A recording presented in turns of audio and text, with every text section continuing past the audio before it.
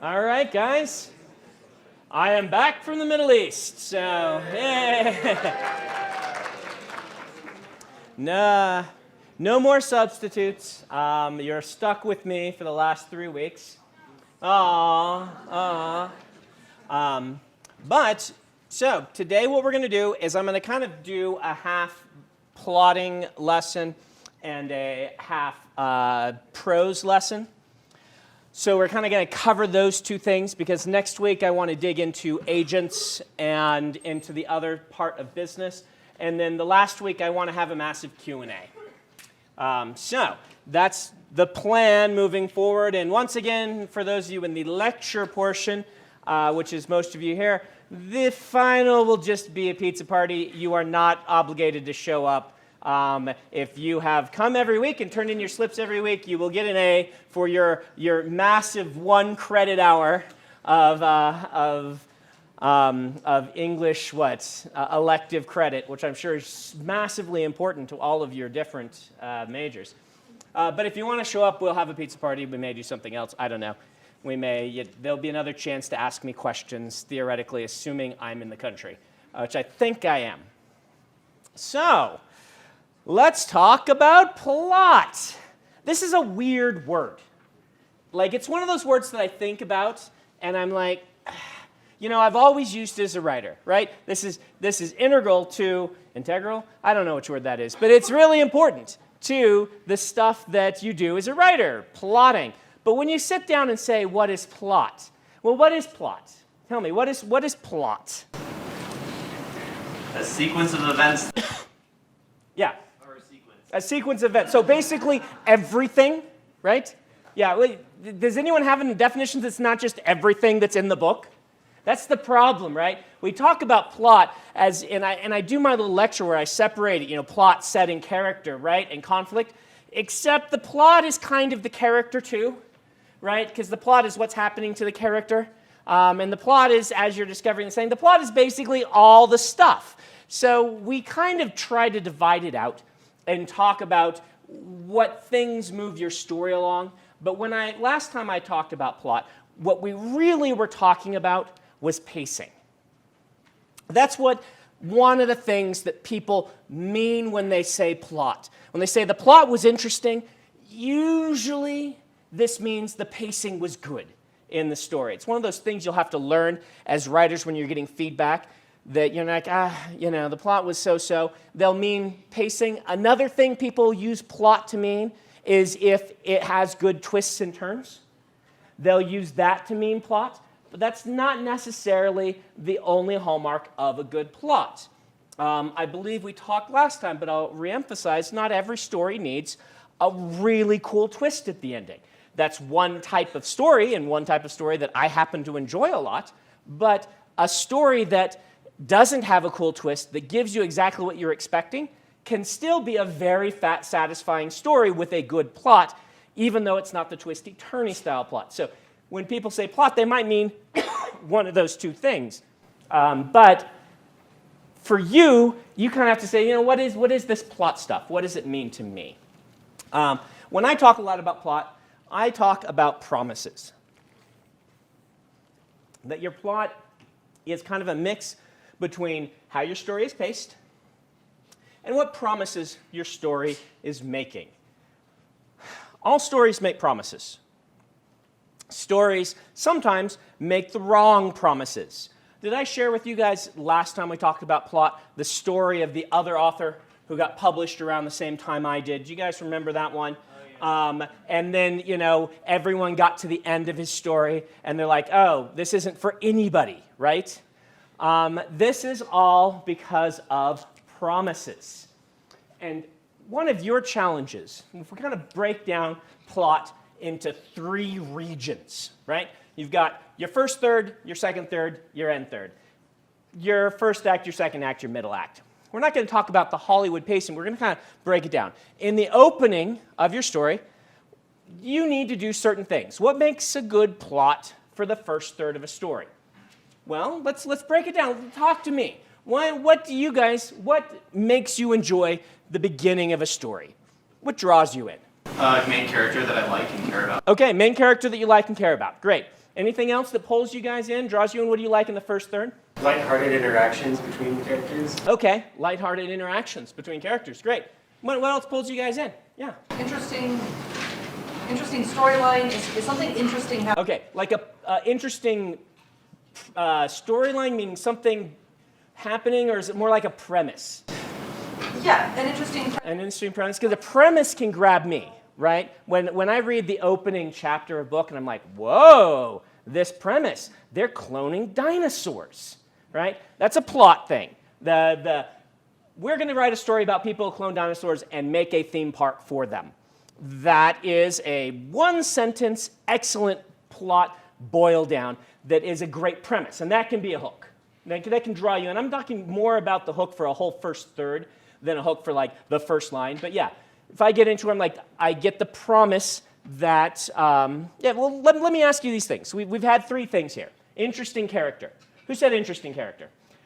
What promise does an interesting character in the opening parts of a book make? Is it that they're going to stay interesting and do something cool? I would say definitely it is. They're going to stay interesting. What else do you guys think? An interesting character. Think of one that you've enjoyed in the beginning of the story. What kind of promises that character is making to you? That we're going to get to see them grow, that we're going to get to see them change, hopefully for the better, possibly not for the better. Yeah, you're going to experience important moments in the life of this person to whom you were bonding, right? That is your promise, that this story is going to be somehow very important to the development of this person. Okay, the Winty Band, well, go ahead. We'll go to the Winty Band. You get interesting characters like Sherlock Holmes that they Yeah. haven't necessarily developed, but you're going to be able to see more of their interesting. That's true, yeah. Yeah, Sherlock Holmes is a great example, particularly in the more recent kind of versions of him, the BBC one in particular. In his case, it's almost the train wreck sort of thing, right? It is so gruesome how bad he is at dealing with people, but so fascinating at how brilliant he is at the same time that you can just watch this, this beautiful disaster happening, and it's entertaining, right? And so the promise when he is like that is going to be that he's going to be brilliant, you're going to like that, and he's going to be weird, and you're going to like that. Yeah. What about the banter? Who is it that mentioned the banter? Someone up here. Banter. What is the promise that is making to you? That they'll still be friends, still be able to work together. Yeah. What are the promises? If you start your book with banter, with two characters that get along well and have banter, yeah. It probably won't be super serious. Right. Through, you'll have moments of break. Yeah. The book might be serious at times, but you are going to have a book where periodically you are going to laugh, right? You don't have the interesting banter that's really fun for two characters, and then it end up being like this terrible Holocaust story, unless there are other promises alongside it, right? And there are some stories that kind of work off of this sort of thing, like Life is Beautiful, which is, here, this is fun, this is lighthearted. Also, it's set in Germany right before World War II, and you're like, oh no. Character's Jewish. And the main character's Jewish, yeah. So you have this sort of, they can play off of what's going on and things like this, but promises, it's about promises. Now, let's talk about, what was yours over here? Interesting premise. Oh, interesting premise, the interesting premise. What's that promise? That is going to stay interesting and maybe Right. more interesting. Well, this is probably, Sanderson's the third law sort of stuff. Here's an interesting premise. The story is going to be about digging into that premise, exploring ramifications. A lot of science fiction stories, of great science fiction stories, are built around this concept. The opening promises are, this is going to be interesting. We're going to dig into this. And by the end, you will be amazed / horrified / interested, whatever it is. Right. You can go lots of different ways with these different things. Dan Wells, a good friend of mine and writer, he has a book called I Am Not a Serial Killer. It's a wonderful book. It's delightful. It's about a teenage sociopath who is fascinated by serial killers. And the number one criticism he has gotten for this book, has anyone read it? Any guesses what the number one criticism? People don't like the book, what it is? Is it that they don't see him actually behaving more like a serial killer? Nope, it is not that. It's a good guess. Go ahead. The fact that there are supernatural elements that don't appear in the first chapters. Yes, the fact that there are supernatural elements. That is the number one complaint about the book, is that people pick it up because it's like, oh, this is a interesting sociopath, serial killer type story, and it turns out that there is a demon that's killing people that the kid interacts with. It's a great book. You should definitely read that book, unless that sort of thing just is like creepy to you, like overly creepy. But the number one complaint is that it's a matter of promises. In fact, when we were workshopping that book in writing group, we all knew it, Dan included, because we kept giving feedback saying, this doesn't feel like a monster book. Dan, you've said, we know when you brainstorm this, it's going to be about monsters. This doesn't feel that way. The supernatural elements are going to come out of nowhere. And he tried to work them in. He mentions them. And they're not nothing, but there's like some hints. It's not enough for some readers. And some readers put the book down right then because it is a breaking a promise. My question to you guys then is, how then do you have surprises in books? If what I'm saying is if you break your promises, your story can go off the rails. And it really can. If you break promises, you can have problems like my friend, the writer, had. What? You have small surprises as early as possible. Okay, small surprises as early as possible. Right. Write them in such a way that they feel inevitable when they happen. Okay, so this is kind of the classic phrase, and these are both different things. We'll talk about them both. This is the classic phrase that we use in writing, that the best twists are surprising, yet inevitable. That's surprising yet inevitable. So whatever. I know you guys all want Mole's handwriting back. I know what you wrote on your little slips, but you're not getting any Mole handwriting today. You're getting Sanderson handwriting. I don't know why I put that up there, but yeah. Anyway, surprising yet inevitable, right? I have extra letters in both of those. Yeah. So, my guess as far as good surprises would either be that they're foreshadowed, or that they are fulfilling a promise, but they're doing it in a way that they're not expecting. Right. So this is kind of the kind of unicorn of writing a book. Unicorn meaning the mythical thing that you hunt for that's really hard to get. Is that you have this twist that is foreshadowed all the way along, but nobody knows it's foreshadowed. And when it happens, the reader says, oh, everything just changed. And very few books pull this off. A lot of books pull it off in a small way. Very few books make the whole story about that. Ender's Game is the big one that comes to mind that is able to do this. There are other books that do it as well. The Prestige pulls it off and things like this. But it is really difficult to do. But it's really cool when it happens. You don't have to write that kind of story, but you can have this foreshadowed thing. The other answer is the small promises early on. And this can be really, really helpful for you. For instance, my friend who wrote the book that was a classic fantasy for 3/4 and then a modernist upheaval of fantasy tropes for the last third, right? This is a really hard book to write because who's it for, right? But there is the possibility that with these small surprises along the way, or the small hints along the way, you could give the reader this feeling that, this is going to be about overcoming my own expectations for this story. Again, hard to do, but that's an extreme case. A lot of films and books, sorry, I was thinking of films because I'm going to talk about, a lot of films will do this by having the intro. The quick intro, and the name for it just fled my head, but it's like the Indiana Jones beginning, right? You guys remember the beginning of the first Indiana Jones movie? Which is the little quest to get the idol, and then lots of cool traps with a dastardly villain. This is the movie in microcosm to set the tone for how the rest of the movie is going to play out. A lot of books do this as well. You don't need an actual full little story, but you can devise a scene at the beginning of your story that sets the tone, okay? So, let's say you wanted to write a book that had the witty banter between characters, but was going to turn into something dark, gruesome, and soul-wrenching by the end, okay? Let's just say you wanted to do this. What could you do in the first third of your story to give people the hint that this is where the story is going, despite the lighthearted levity? Any ideas?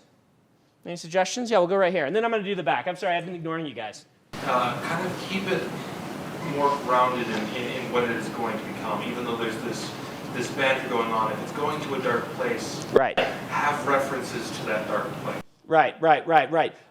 Like you're saying this, it occurs to me, you want to have the fun banter. Have the fun banter between two friends at their third friend's funeral and make it grim banter, right? They're like, we love this guy. You could tell we love this guy.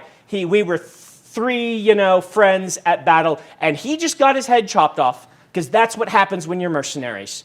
And then there's grim humor because that's how you deal with the humor. That's certainly one way. There were other hands up here. How would you maybe go about it? The way your character sees the world, like an example that comes to mind is Shannon Hale's Midnight in Osterman, which is turning her romantic book, the first one, into a murder mystery on the second one.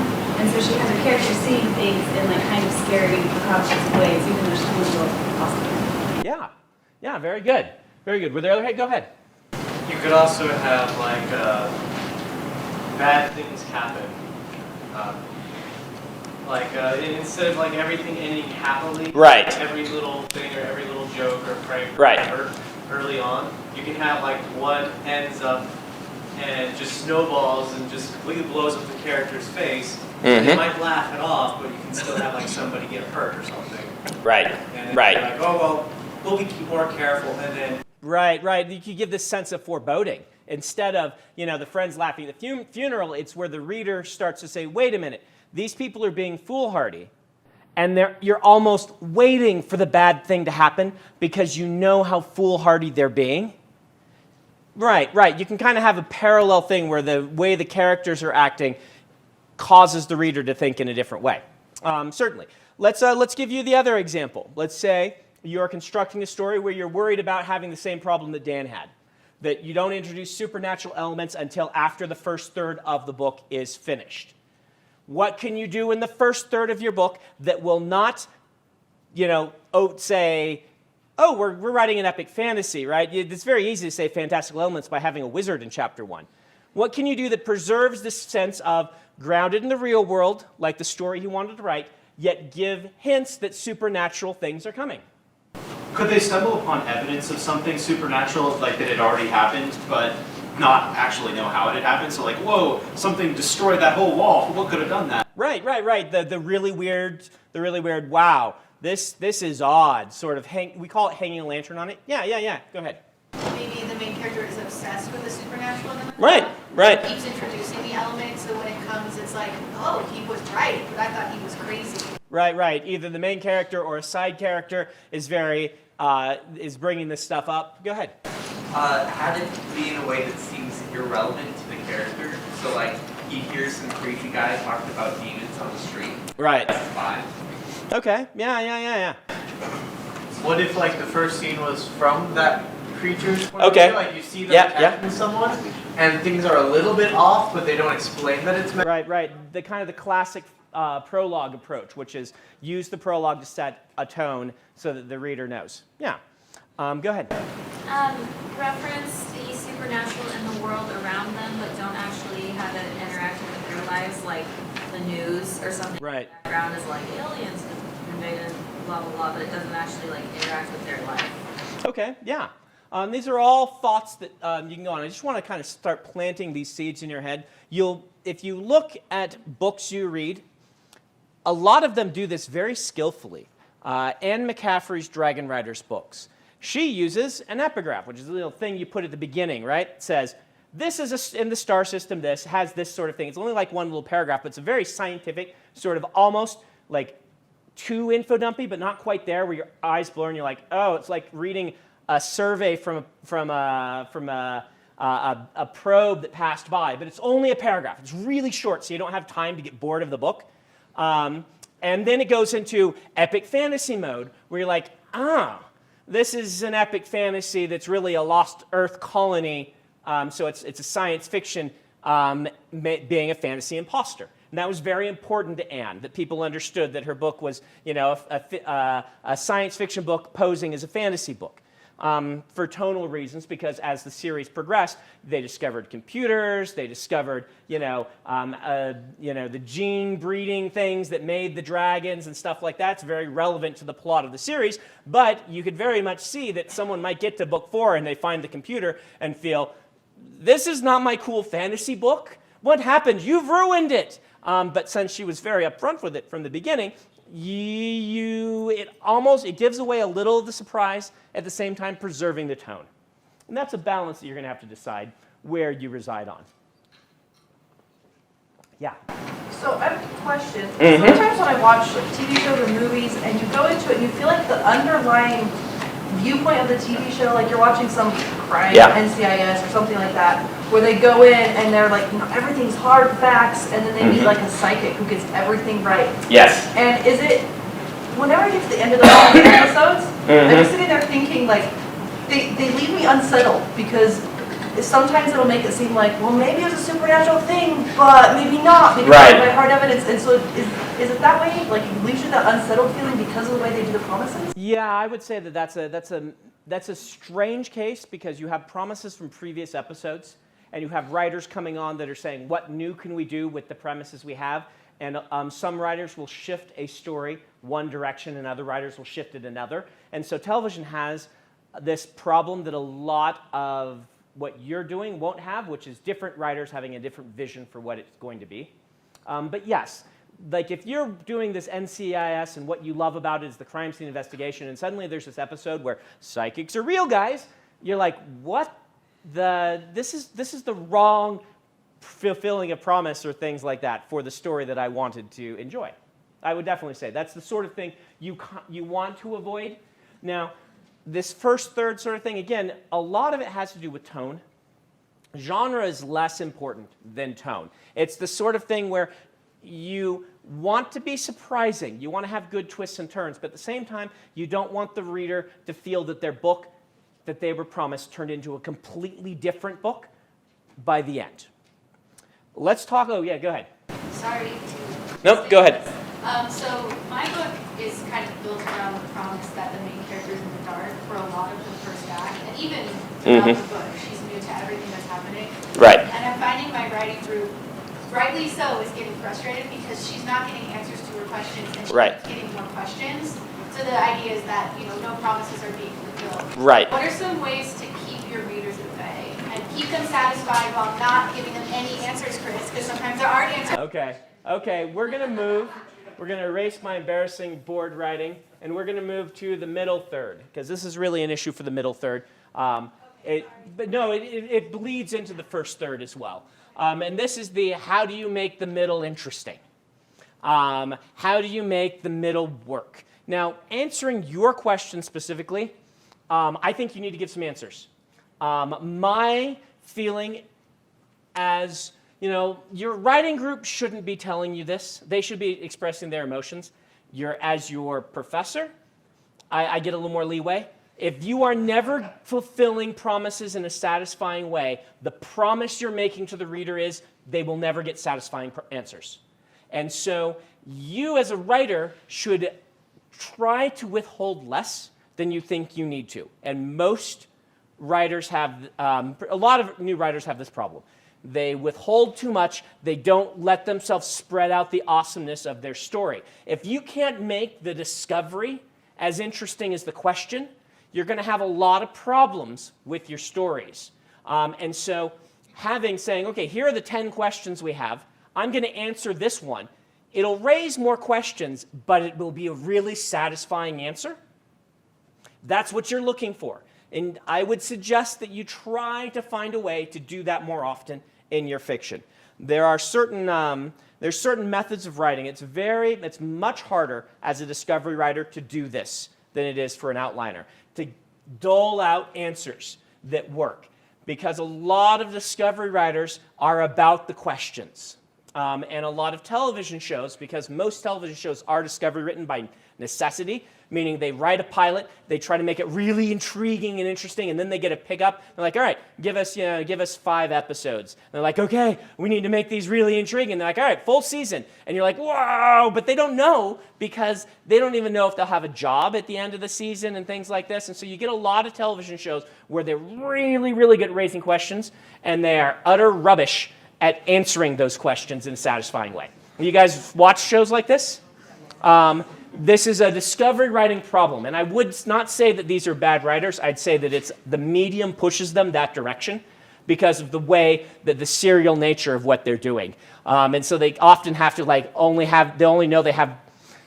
they'll have to answer something that they've been building up for a long time, but they'll only have 2 episodes to think of it and do it. You have a luxury over them in that you are not bound by the serial nature in the same way. If you're writing a trilogy, you might have some of this.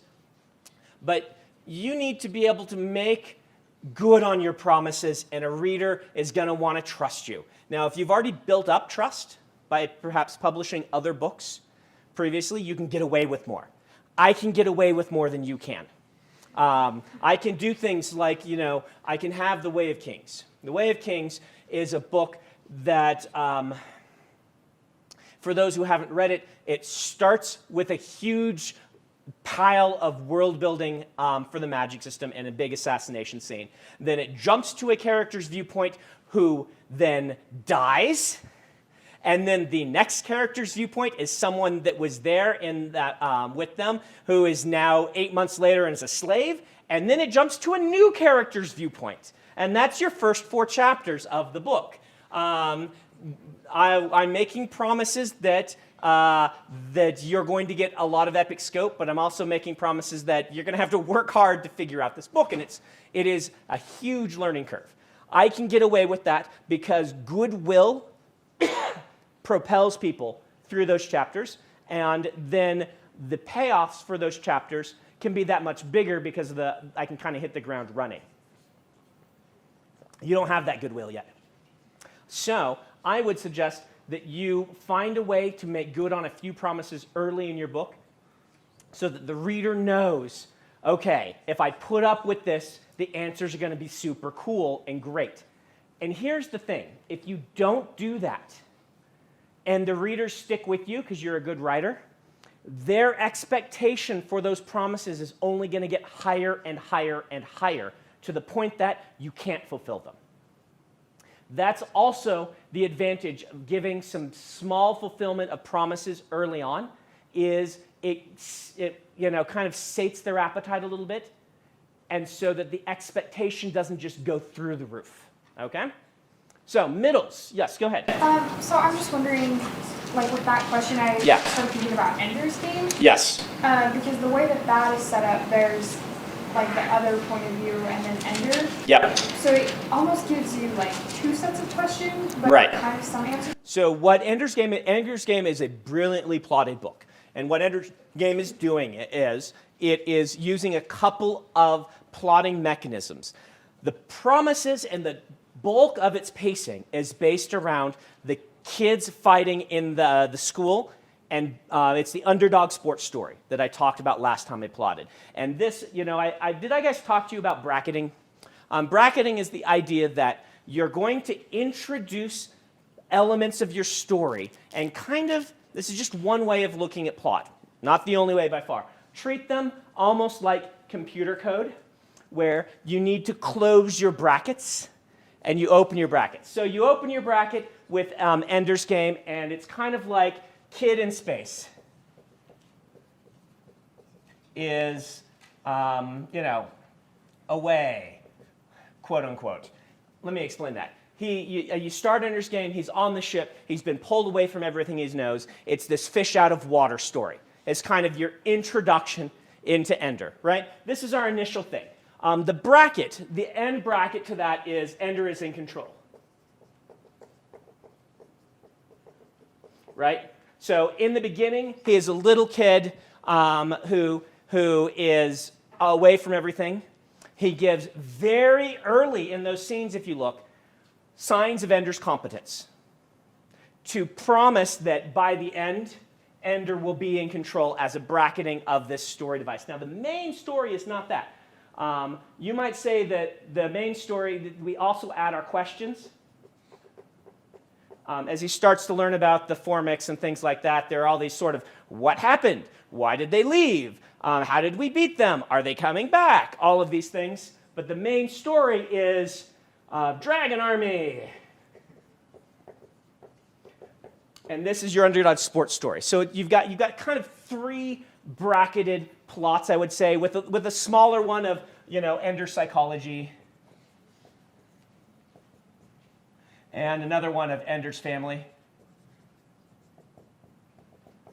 Right? But this is your big plot. So we kind of get through these guys pretty quickly and sort of set up. We're going to have questions. We very quickly get to, this is going to be fun battle school. You're like a raw recruit in the army. The majority of everything going on here is Ender is in the army. He has a succession of really hard tests. It gets harder and harder for him, but he achieves these. It's kind of this building to the Ender is in control sort of thing that is a bracket to I'm a poor kid in space. We bracket then the questions with the twist. Right? The twist ending is our answer to all of these questions. I would say the Ender is in control is where he is abandoned, right, the battle school and everybody, and he's gone his own way. He's no longer under the control of all of these people. My bracketing needs to go out further if you can't tell. But we bracket Dragon Army, which is the bulk of the story, with him finally getting pulled away to one-on-one training and things like this. We have this nice bulk of the story in the middle is, underdog sports story. And we actually kind of do the psychology and the family. We twist the brackets around and put those brackets here, which is something you can do in a book that doesn't work for the computer metaphor. Yes? How does this work if, like, for instance, Ender's Game, I don't know if this is how Orson did it, but you write a book, not intending to write a sequel. Yeah. I have no idea, maybe the launch was, for instance. Right. But later it's so successful and you decide you want to. You've already done this for that book. How do you do that for a series after you've done that? So for a series after you've done this, I would say that the thing you do, sit down with your friends, brainstorm where this could go, ask yourself what questions are left for the character at the end in entering the next part of their life, and how can you pick that up and build another story around it. Speaker for the Dead, as I understand, someone who knows Scott Card better might be able to contradict this. I believe Speaker of the Dead was originally conceived not as an Ender's Game story, that the original ideas were not, but then he sat down and plotted it as a sequel to Ender's Game because of the success of Ender's Game. Yeah, more or less. More or less, yeah. I think by the plotting stage he knew, but So originally Speaker for the Dead was supposed to be the book, and then as he's writing it, he realizes that he needs to flesh out some more stuff in Ender's Game, and so he goes back to the short story. Okay. And turns the short story into the full book. Okay. So it happened earlier than that. He'd written the short story. He'd gone on to write a new book. He went back and wrote the full Ender's thing. Got it. Yeah. So bracketing. This bracketing is a useful way of looking at plots in that you're like, okay, I have a main plot, and I have kind of what's going to be the big part pacing for my story. And I'd say for Ender's Game, it is the Dragon Army stuff. But, the main bulk of the time may not be the lofty questions you're wanting to answer. In Ender's Game, the lofty questions are probably these sorts of things.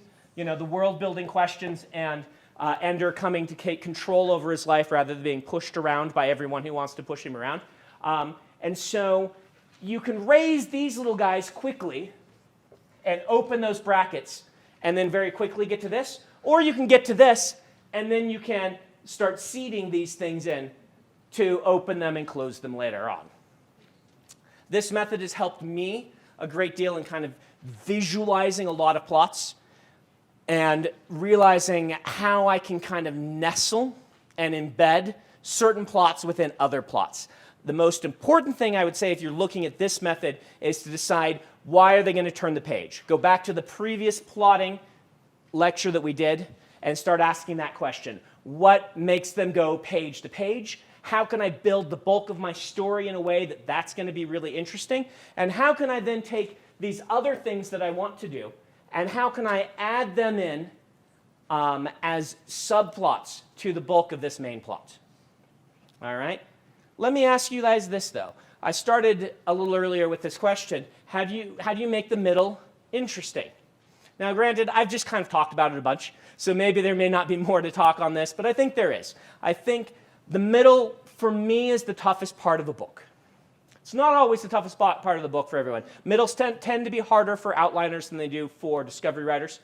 Discovery writers tend to have the most trouble with endings. But every writer is different. For me, definitely those middles. How do you guys go about writing a story where the middle is interesting? First, let me back up. Why do I even imply that the middle might not be interesting? Did anyone hit the middle of a story and been like, okay, we're just spinning our heels? Right, go ahead. Well, because I feel like for me at least, I know how I want my story to end, and I find the character at the beginning, and so I just sometimes find something very lazy. It's like, what's the quickest way I can get you to this part that I want them to be in? Right. Cool ending. Right. No, you just hit exactly on the head. There was another hand over here, but was it kind of the same thing? Yeah. Well, for me, it's usually because I'm in love with the characters at the beginning, and it's this whole kind of new experience. And at the end, there's this thing that I want to get to, and so it's kind of similar to this, and that's always going to be exciting. And then I usually just lose myself in the middle, and I have no idea what I'm doing. Right. This happens a lot. It's almost like, when you're a writer, new or experienced, a lot of times you're like, whoa, cool premise. Wow. And what if at the end, cool end. And then you're like, ... And then we get there, right? And this is an issue. This is a big issue because the middle is, in many ways, the hardest, but also most important part of your story, because you can't just have your promises end cool. You gotta earn those endings. This is our foreshadowing. And foreshadowing in this terminology does not need to be the kind of plot twist foreshadowing. When we say foreshadowing a lot, it's the sort of things that come with that you say dun dun dun after, right? But the foreshadowing methods I'm using right now are just kind of the earning the ending. For instance, plot device, or plot is an apprentice plot. Kind of, you've got a little bit of this in Ender's Game too. Someone who is not good at something, at the end does something awesome. Your middle is the training, the steps along the way, the foreshadowing that they will earn that ending by scene, showing them getting better. This is your progress we talked about last time, your sense of progress page by page. You can't afford, as a writer, to just kind of brush this off and say, yeah, the ending's going to be cool, let's get there as soon as we can. Your job as the writer, your tall order, is to make every chapter as interesting as that explosive beginning or ending that you are so excited about. This is why sometimes the discovery writers are better at this. It's because the discovery writers sit down and say, what cool thing do I want to have happen today? And then they just go with it. Whereas a lot of the outline writers are like, all right, next point on the outline is this. All right, that's going to be boring. I'll just get it over with, right? Whereas what you need to be able to do, either way, is take this thing and say, I need to show this character being really exceptional at what they're doing, and I want the scene to be different and distinctive from the last 3 times I've shown them being exceptional in some different way as they've progressed toward being super exceptional. That's tough. Question or comment? Question. So one thing I've struggled with is with time, because I'll have specific events that need to happen at certain time points. But but some of them can be very far apart, just because that's what the story requires. Right. But I don't know how to put them where they're supposed to go, but at the same time not seem like the entire story is one offer to another. One what to another? Like one time jump to another. Okay. This is a difficult challenge. I have read pieces by writers that have done this, but it is super hard. I would recommend to you, someone who does this in the extreme is Isaac Asimov in Foundation. If you haven't read it, you may look at that because he does some very cool things where thousands of years are passing between chapters in the story, and they have all new characters. Which is why Foundation was this big triumph, is it's a trilogy that covers tens of thousands of years with new characters all along, but a cohesive story. You're hopefully not going tens of thousands of years, but you can look at some things like this and say, okay, this is how this works. Now, it is really difficult to create a cohesive narrative that doesn't feel artsy. Maybe you want artsy, but doesn't feel like this kind of experimental piece. Like, I love Foundation, best science fiction trilogy out there, right?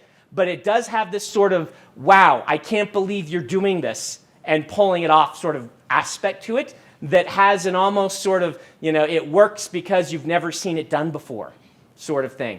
Which the question is, how do you do this, pulling a character through? Find some people who've done it before, see what they did, see if you like it. I'm not sure I can give you specific advice.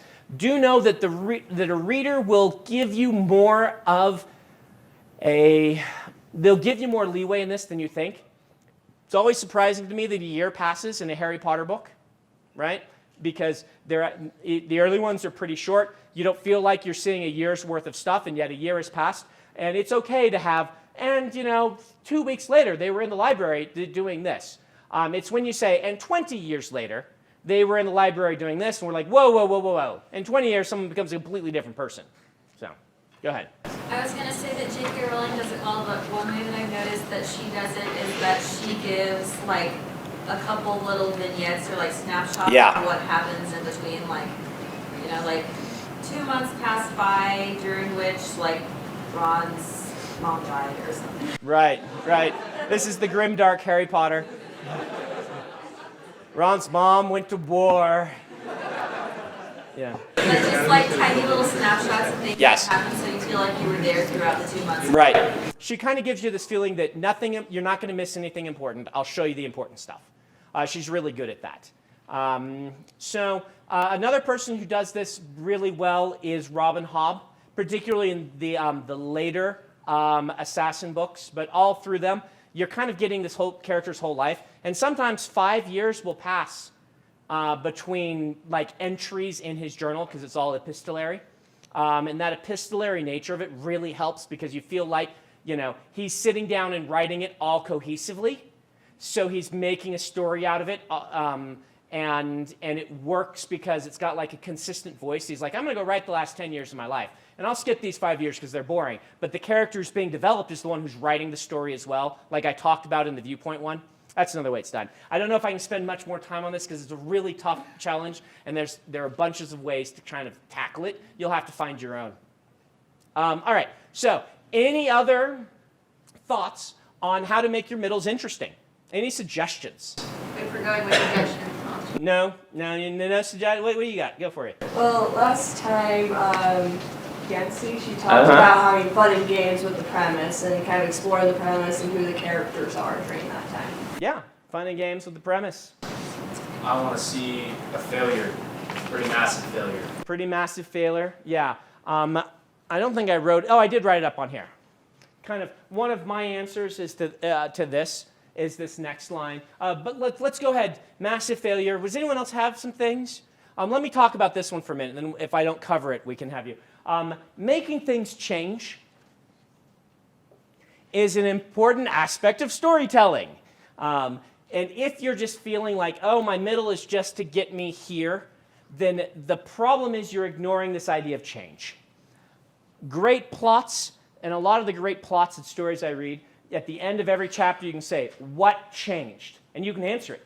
Something pretty dramatic changes in most chapters. Either it's the character's awareness, their understanding, a major clue was revealed, a major failure happened, things went wrong, or a minor failure happened, or they finally tried this thing they've been planning and it doesn't work, or it does something wrong, or whatnot. Having stuff change so that the reader is always feeling again like there's this progress, that they're not stuck in this kind of mire, A lot of times when people talk about books that they're very bored by, or if they're like, I love this book, but there's this section, right? For me, and it's not even that long, but I love the Tad Williams, Memory, Sorrow, and Thorn. But there are a couple sections where it feels like for chapters nothing changes. There's a sequence where one of the characters is like visiting the Fae in this world. And it's like, it feels like forever. It's probably only like 2 chapters, right? Because this is how it happens with books. But it feels like I'm like, oh, come on, have something move. Let's get back to the plot. When really, if things had changed, if the status had changed a little bit more, I would have been interested in it. I often bring up a time where I had a lot of problem with this in one of my books. And I think I referenced it last time, but let me bring it up again. And this is the character Sazed in Hero of Ages. In Hero of Ages, there's a character named Sazed who is kind of like the pitch for him is a missionary for all religions. He lives in a world where all religions have been stamped out. He's learned about them all, and he goes around finding out trying to fit religions to people, like you might put on a coat, right? He's like, oh, there was this great religion once that did this and this and this, and I think you should be a worshiper of this religion, because nobody has any missionaries anymore. He's like the missionary for everybody. And in the third book, some terrible things have happened in his life, and he is starting to wonder what is it that he himself actually believes, right? It's a crisis of faith for the character who was the faith and moral center for the other characters throughout the course of the books. This sequence was really hard to write, and in the first draft, it was so boring, so terribly boring, because it's like 7 chapters of Sazed being like, oh, I don't believe anything anymore. Oh, no, I'm supposed to be the moral center, but I don't have the answers. And it's like 7 chapters of just, beating your head against the wall boringness, okay? The problem I had is I'm like, that's how depression actually feels, right? When you get sent into a massive depressive thing, you feel like you are trapped in a world that has never changed. It has never been different. It will never be different. And so I was accurately, I feel, representing what it's like to be a person who has had, this huge bout of depression come upon them. Problem is, it was really, really bad storytelling, while also being very authentic. The way that I fixed this was with this kind of method of saying, okay, Sazed is going to try through the course of the book to find, of all these religions that he has been preaching to people, which one is the right one, which is the actual true religion. And he is going to look at each one, and if he finds some big contradiction in it or something like that he thinks that a true religion couldn't have, he will eliminate it, and he's going to go through all of these religions. What this did is it actually let me change things every chapter. In each different setting and scene he was in, he could be mulling over one of these religions and talk about it to himself and show how he's like, nope, it can't be that one, and casting it out, which evokes this sense of despair as you're like, Sazed, this isn't how religion works. Plus also, you're not going to find what you're looking for, but it's this sense of dread as things get worse and worse. So there is, even though he's doing a repetitive act, there is change and progress to it. Changing, but it also kind of gives you this moment where about halfway through that, he can be like, I've done them all. Now I've had my big moment of, oh, woe is me, all this stuff that we started with before, we built to instead. And the sequence ended up working really well. The majority of readers who read it highlighted as one of their favorite parts of the books, is his kind of journey through these stories. So it jumped from being the worst by far aspect of the book to one of the highlights. This is kind of this idea of change, promises, and pacing that makes a plot work. And it's interesting because it was such a small change. The revision on that only took a week or so to get done, but it transformed the sequence 100%. So, any other we need to do endings, don't we? Okay, any other questions about middles? Any other ideas on this? All right. The more you practice, the better you'll be. And I wish I didn't have to say that so often, because I wish that as your professor, I could just be like, oh yeah, here's the exact way to do it. The exact way to do it is practice a whole bunch of times and get a sense for why things are working and why they aren't for you. So endings, I'm not going to focus as much on endings as I did on the first two. That's because we've kind of covered this, but the idea is to fulfill your promises in a satisfying way. Surprising can also be handy, depending on the type of story you're writing. But satisfying is what you're looking for. You can sometimes set yourself up in a problem where there is no satisfying situation. Let me give you an example from a writer I know. Her name is Charlene Harris. We share an agent. She's a dear. She has come to my signings a couple times and just shown up. And she's like a super, mega bestseller. And she just kind of shows up. Oh, hi, Brandon. She wrote the True Blood books, right? Which I've got another funny story on. I'll tell you that in a minute.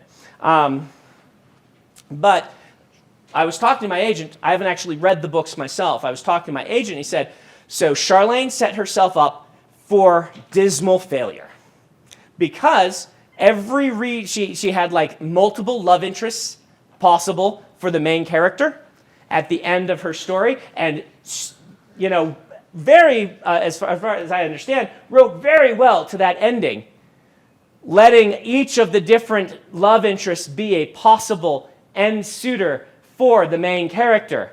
And then at the end of the book, she picked one, and 3/4 of her audience were so mad, right?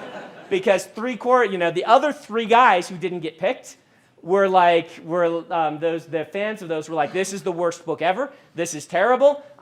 You have betrayed. I've read, how many copies or different volumes of the True Blood books, and yeah. So, this isn't a fault of bad writing. This is just something to be aware of, that it is possible to have an ending like this, that there is no satisfying conclusion for everyone. You're going to have to ask yourself, what is the type of story I'm writing? What is the fulfillment of it for myself? But at the same time, you might want to be aware that it's good to foreshadow and give promises how it's going to turn out. I don't think any people who read the Twilight books actually thought that the werewolf dude was going to be who Bella ended up with. Even though they could hold out an outside hope, when it happened, the answer was not, how dare you? It was, oh, I knew it all along. If I had written these books, the werewolf dude would have been, I don't know, I haven't read all the books. I read the first one, but I haven't read the books. But you know how I mean. Foreshadowing, kind of giving your indications, can be helpful for this. Do realize that sometimes there's no way to be absolutely 100% satisfying to all of your readers. But that said, learning to analyze what your promises are and the introductions of your stories, and then trying to figure out how to give those conclusions at the end that will be a nice tie-up of that idea. Very, very helpful skill as a writer, and is what's going to make your endings work. You discovery writers, who here considers themselves a discovery writer? Yeah, okay, so it's about half, a little over half. You discovery writers, this is particularly important, to get to the last third of your book and then sit down and decide, what have been my promises from the beginning of this book? Why are people reading this book? What is it they want to get out of it? And try to make a list of those, even though you're just kind of discovering your way through it. You outliners, you probably want to go ahead and let people read the intro to your book. Say, what kind of promises do you think I'm making? What kind of story do you expect this to be? And what kind of ending, emotional ending are you looking for? Very hard to get these things out of readers sometimes. You're like, I don't know what the ending's going to be. I just want to read them. You want to get the tonal ending, right? Is this going to be a big action set piece? Is that what you expect for my ending? Give them, the first half of your book and then ask them that. Let's move on from this aspect. I think I hit endings pretty hard last time we did plotting. Any other questions on plot? Knowing that we will have a big session of just Q&A in a couple of weeks. All right, let's take a brief moment to talk a little bit more about prose, the window pane sort of thing. So when I took this class from Dave years ago, when I was a young, spry man some years ago, there's one of the lectures he did that I've always really liked, where he talked about this idea of prose, where he talked about about style. Writers get really worried about style, right? What is my voice is what they want to know. What is my voice? And I think this is fueled a little bit by writing books and by writing classes, and literature classes in particular, where the professor will talk about an author's voice, capital V. They say it like a professor. The voice of the character, and things like this. Like, not the character, the voice of the author. Not character voices, but your voice. And writers get really hung up on what's going to be my style, what's going to be my voice. I don't think you should worry about this. I think that, in general, this is going to be an amalgamation of what you have read and what you like in writing as you practice. You will come to have your own voice to the point that it will almost be frustrating to you because you will fall into doing certain things over and over again that are hallmarks of your voice, and it'll get a little bit frustrating. Oh, I promised I'd tell a story about Charlene. I'll tell that in a minute. So, what's that? Promises. I'll tell that. It's a fun story. What's that? Yeah, this one will be fulfilled. I gotta tell the story. It's so fun. Anyway, but back here to this. Don't stress voice, at least your voice. It will come naturally. Do ask yourself, what styles of prose do you like? Why do you like them? And how do they enhance the story? Did I talk to you guys about Orwell? I don't think I did. So when Dave taught this class, he talked a little bit about this idea, George Orwell. He is the first one that I know of that described prose as the pane of glass through which you experience the story. And George Orwell said what he likes to do is he likes to make the prose as translucent as possible, so you can see through it to the action happening on the other side. Some writers, conversely, like to write like they're creating a stained glass window. And when you look through the prose, you can see the story on the other side. But if you step back and look at the stained glass window, you're like, wow, this thing is beautiful in its own right. It kind of distracts from the story, but that's okay, because oftentimes the story matches it very well. The big people in fantasy who do this, Guy Gavriel Kay in his recent books is really good at it. Gene Wolfe is very good at it. Ursula Le Guin can turn a phrase. Pat Rothfuss is the big epic fantasy writer, where the prose turns into more stained glass than it does to window pane. I prefer window pane.